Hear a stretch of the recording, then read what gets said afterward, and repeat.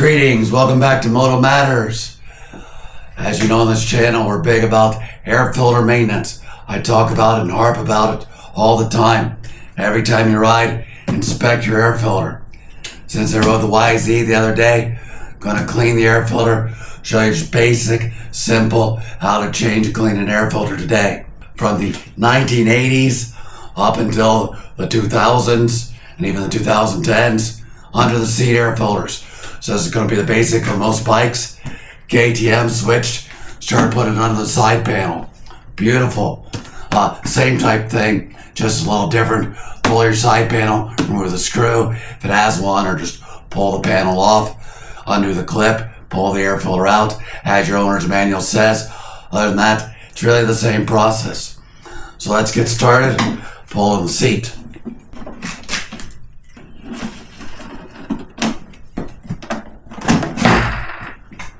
I have thick rubber gloves just for pulling out the dirties. On the older ones, they just a wing nut or wing bolt holds it in. So loosen her up.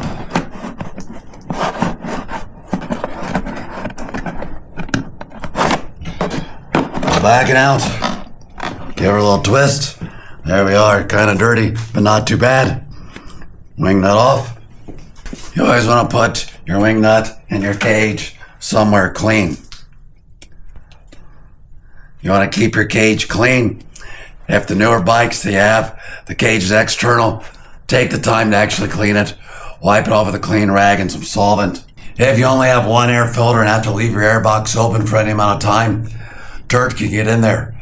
Buy a cover that seals it, or I just place a rag over it, a clean rag, so that way no filth is going to get in your air intake and it stays clean. But I strongly recommend at least 2 air filters, if not more, because then one's drying while one's always in the bike.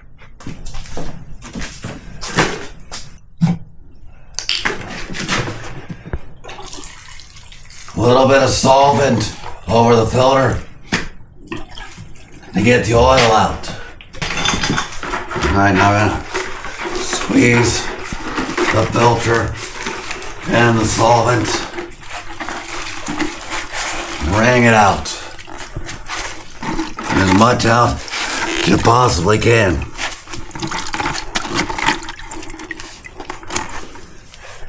There.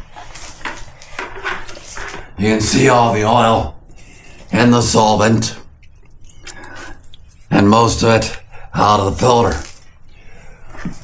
You don't want to stop there. We're going to wash with hot, soapy water, dish soap.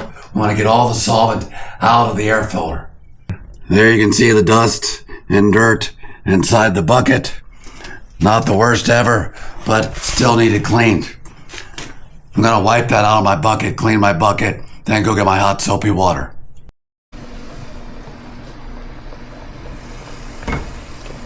To do this right, you bring it in the kitchen, still covering, to upset your wife or mother.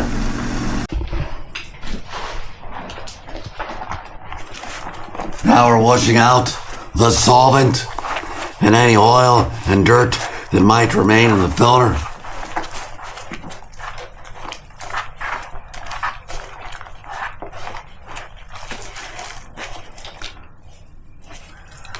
And you can see, the blue tinge in the water from all that oil.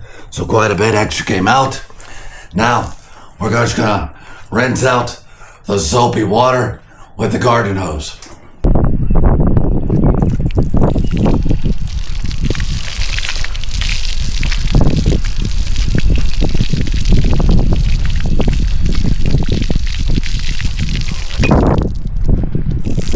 Bring it out.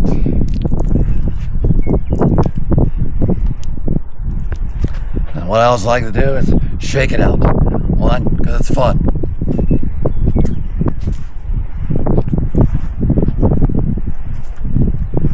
Now we'll go hang it up to dry. Crimped clothes hangers, you just put it straight through the hole. Let her dry. For those air filters don't have a hole, you see we have clothespins. You never want to clip onto here on a mating surface that needs to seal. So clip it on an edge or a corner like this. So that way, when you go to put it back in, it still seals and dirt don't get in. Air filter's dried, or you've got a separate one, which we keep in Ziploc bags to keep clean. Pull it out. Now it's time to oil it. Use an air filter oil, the tackiest you can get. This is Bel-Ray. I also like PJ1. And as you can tell, we're at the end of the container, so I'm hoping to get some out.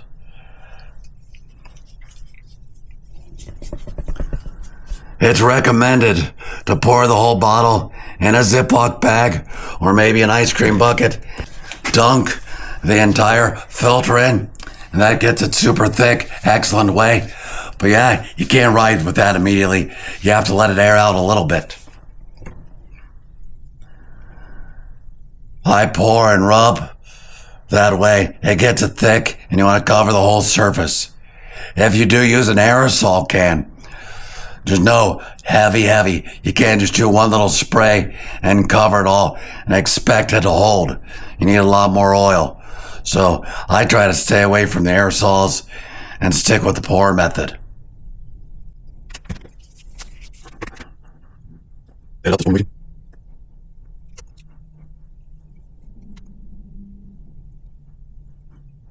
Now we have oil all over the house. Outer surface, I turn it inside out and squeeze, then move it and squeeze and rub back and forth. We want that oil to soak in and complete an even coverage.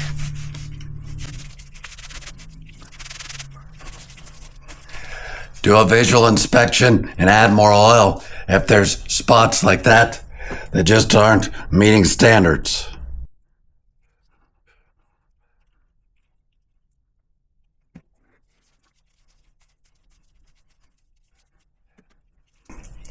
Put the new clean filler back in the cage, making sure your cage has been cleaned properly.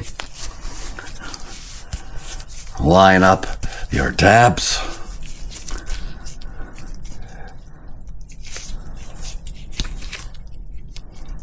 Right.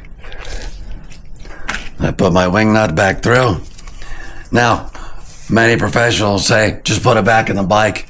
You don't need to grease it or do anything like that. That's old school and they didn't seal. I'm old. I still like to do it. So a thin layer of grease, thin right around the mating edge. Or I cheat, I'm lazy.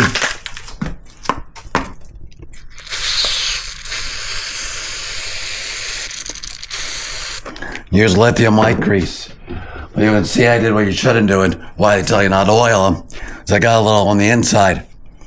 So here, I'll clean that out real quick. A Q-tip dabbed in some solvent.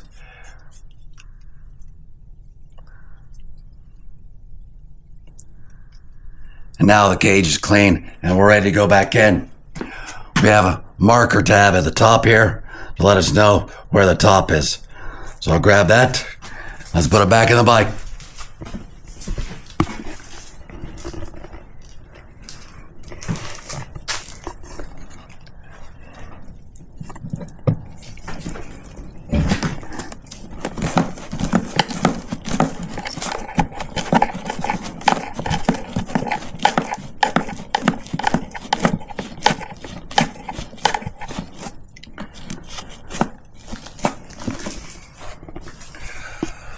If your air box is excessively dirty, clean it before you take the old filter out.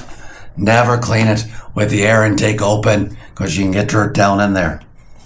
At this point, put the seat back on or you put your side cover back on your new bike and you're all ready to ride. If you pre-oil your air filters and put them back in a Ziploc bag, you can do that. I do that when I go away on trips. But I'm always afraid of getting dirt. So I normally like to do it, store them dry and clean and oil them right before I put it back in. I know when bikes like this, the old 4-strokes first came out, they would not restart with a freshly oiled air filter. Gotta let some of it evaporate out. So if that is an issue for your bike, you may want to pre-oil your air filters or just don't put a clean filler in right before you ride. Let the bike sit for a couple days. I hope you learned a little bit just about simple bike maintenance. Again, always check, always clean your air filter. Clean air filter will make the engine last a lot longer. Again, thanks for watching. Like, share, subscribe.